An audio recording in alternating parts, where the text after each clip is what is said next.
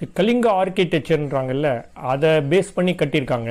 இந்த கற்கள் எல்லாமே வந்து ஒரிசாவிலேருந்தும் காஞ்சிபுரத்துலேருந்து வர வைத்து கட்டப்பட்டது அப்படின்னு அங்கேருந்து அவர் சொன்னார்.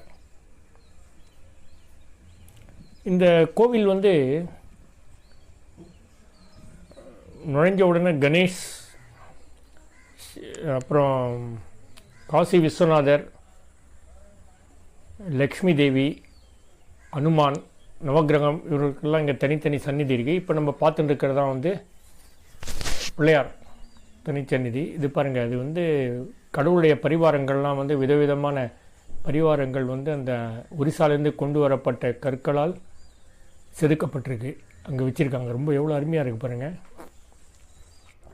இதுதான் காசி விஸ்வநாதர் தனிச்சந்நிதி.